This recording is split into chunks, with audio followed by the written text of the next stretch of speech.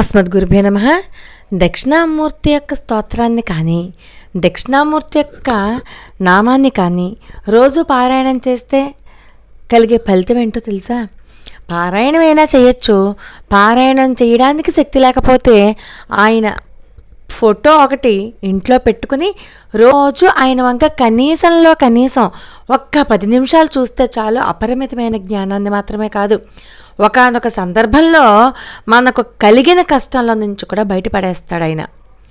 ఇది నేను నమ్మి పాటిస్తున్నాను ప్రతిరోజు కూడా. అంతేకాదు, మన ఇంట్లో పిల్లలు చదువుకునే చోట్లో, పెద్దవాళ్ళు తిరిగే చోట, అనారోగ్యంగా ఉన్నటువంటి పెద్దవారు ఉన్న చోట వాళ్ళకి కనపడేలాగా ఆయన ఫోటో ఒకటి ఉత్తరం వైపు పెడితే, అంటే ఆయన దక్షిణానికి చూస్తూ ఉండాలి, మనం ఆయన మొహం చూస్తున్నప్పుడు ఉత్తరానికి చూస్తూ ఉంటాం అన్నమాట. వెంటనే పిల్లల్లో ఉన్నటువంటి అజ్ఞానం అంతా పోయి ఆయనకి జ్ఞానాన్ని, పిల్లలకి జ్ఞానాన్ని ప్రసాదిస్తాడు. అంతేకాదు, అసలు దక్షిణామూర్తి అన్న పేరు శివుడికి ఎలా వచ్చింది, అసలు ఎందుకు వచ్చింది అంటే, 12 జ్యోతిర్లింగాలలో ఉజ్జయిని క్షేత్రం ఒకటి. ఇక్కడ స్వామి మహాకాళునిగా పిలుస్తూ ఉంటారు. అక్కడ స్వామిని మహాకాళుడు అంటే ఎవరు? యమధర్మరాజు.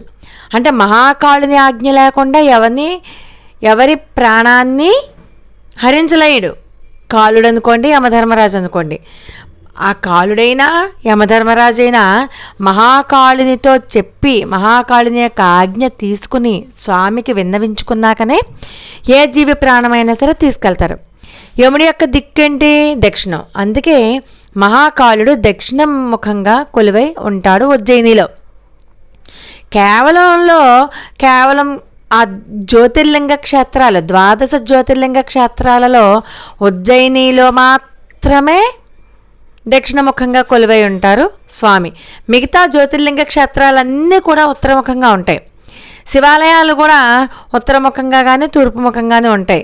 కానీ ఉజ్జయినిలో మాత్రం దక్షిణముఖంగా కొలువై ఉంటారు కాబట్టి ఆయనే దక్షిణామూర్తి. దక్షిణామూర్తి యొక్క రూపాన్ని ఏ భక్తులైతే ఆరాధిస్తూ ఉంటారో ఆ భక్తులకి అపజయం అన్నది ఉండదు అని నానుడి.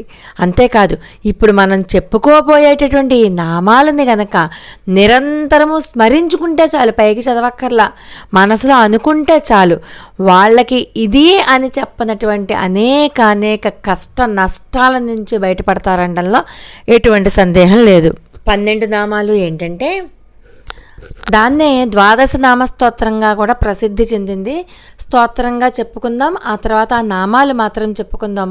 ఆ నామాలు తలుచుకున్నంత మాత్రం చేతనే ఆరోగ్యైశ్వర్యాలు రావడమే కాకుండా అనేక కష్ట నష్టాల నుంచి మనల్ని బయటపడేస్తాయి. దక్షిణామూర్తి 12 నామస్తోత్రం.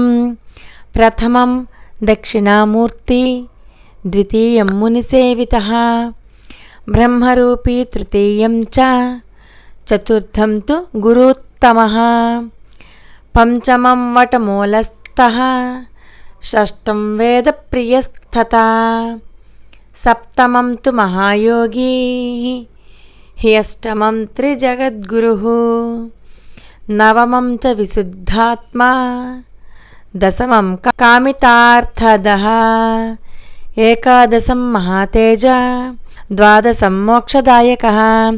12 నామాని సర్వలోకగురోః కలో యః పఠేన్నిత్యమాప్నోతి నరో విద్యామనుత్తమాం. ఇవి 12 నామస్తోత్రం.